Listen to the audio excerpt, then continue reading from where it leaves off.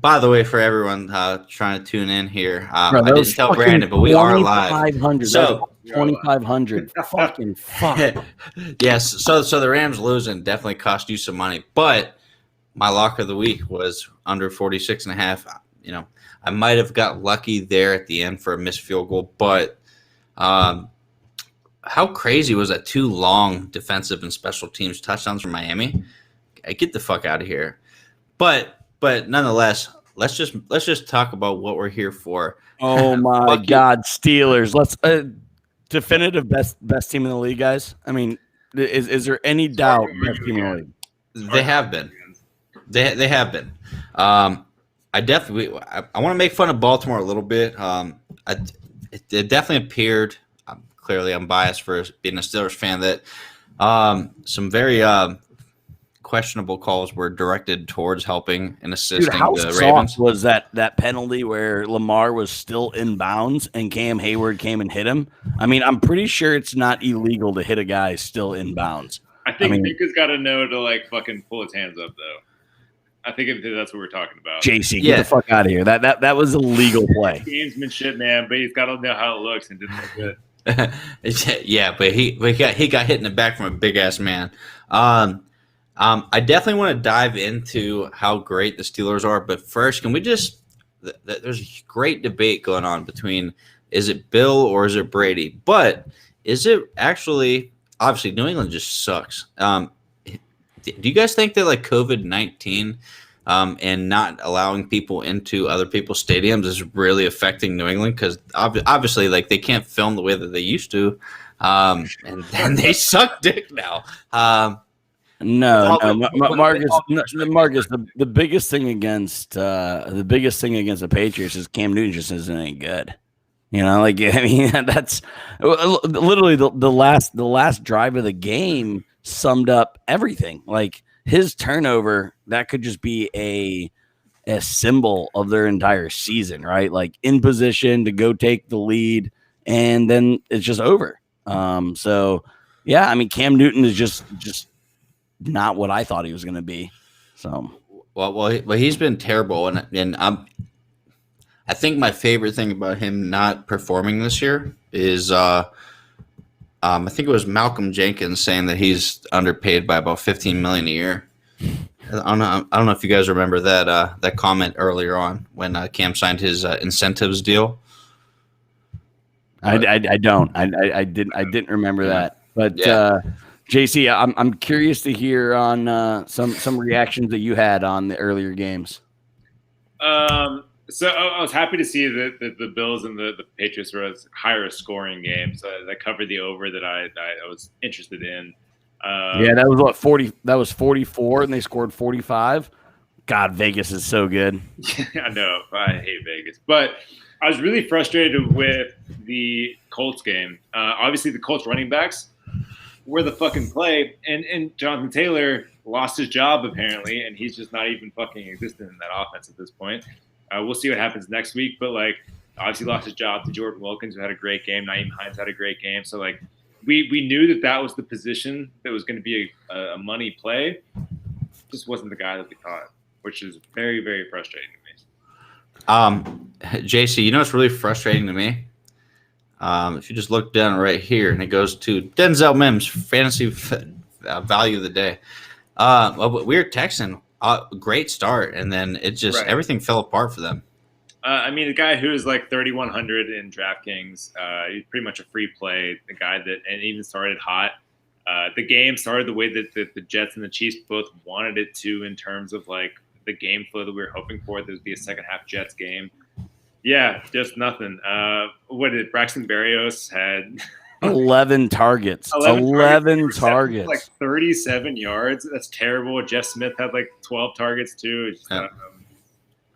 So yeah, I mean, for the people that listened earlier, I said take the Jets. Take the Jets getting 20 and a half. I teased it up to 21 and a half. Still didn't cover. Fuck. I mean, so this is the fourth game all time that covered above that kind of spread. Historic mark for Kansas City, and I'm glad I have Tyreek Hill. Remember JC about 10 hours ago? I was like, oh, Tyreek Hill's going to have a really bad game. Yeah, he put up almost 30 points for me. Hey, the time period we talked about, which is he did it, Exactly. Now, not to toot my own horn, but you're going to toot your horn anyway. Lock of the week.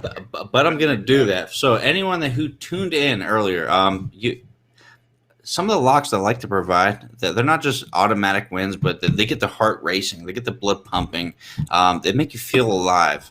And that's what this is all about. So you are welcome for the under 46 with a late game sweat.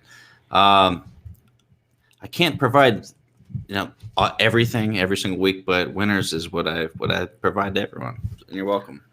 So did we have any? So the biggest shocker of the 1 o'clock games has to be Minnesota over Green Bay, right? Like, who the fuck saw that coming? The only thing I do have was I did lock them in at under 51, and then it just shot down. So it was that was one of those jaked plays.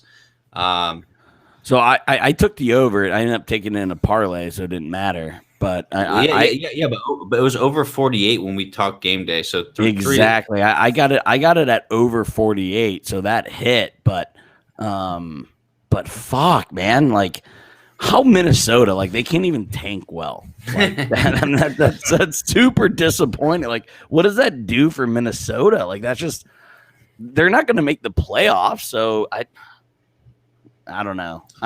That game just fucking ruined a lot of the shit that I had going on today. Speaking of ruining that, let's take 1 second here and cheers, boys, for our Steelers. And shout out to Milagros and Bud Light. All right. Okay. So, all right, gentlemen. And we got another game. Let's talk another game. What about the Bengals showing out against the Titans? Did not see that coming. You overcovered. Yeah. Again, I fucking love overs. Again, the name of this show is Unders Are for Pussies. And the overs showed out today. And they have all season. Tannehill just was busted today. Tannehill did not look good. Derrick Henry was another beast though, like 20 carries, 120 yards. Derrick Henry did his thing, but man, Joe Burrow looked good. Gio Bernard, damn, I don't know. And you guys have any thoughts on the Tennessee dropping that game? They can't hold it together. Gio was a great start for me. I think if we finished with 17, Tennessee points. Yep. Right in the ballpark. Yeah, I'm going against him. So, yes, I know that very inherently well. 22.8. You have it 22.8? Damn. Might be a league thing. I don't know. The fuck knows. Yeah, the last I looked, but I was 22.8. I got it 22.8 against me too. Yeah. Sorry, I was sidetracked watching us just down the Ravens. But the main and the most important thing is we just got to talk shit about the Ravens, and obviously anytime we can find a moment to throw some elbows over at the Patriots and they're just terrible cheating ways, it's beneficial. So I got a question. It's going to be a thing all season, and I want JC's opinion here. So last week I started Chase Claypool, put up 0 points. This week I started Deontay Johnson, got me 1.6 points. So what would you advise people that have both Chase Claypool and Deontay Johnson to do the next 8-9 weeks of the year? Trade. Trade. That's like what the Steelers have been doing, and they've been the best first half team in football. But they've been doing a really good job of taking what the defenses give them. We talked about that a little bit earlier.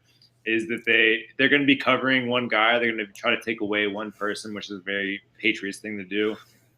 If Claypool is the guy that's not going to be covered heavily that week, he's going to be the one. If Deontay Johnson's not that guy, he's going to be the one. If Juju's not going to be the guy that's going to be covered heavily that week, he's going to be the one.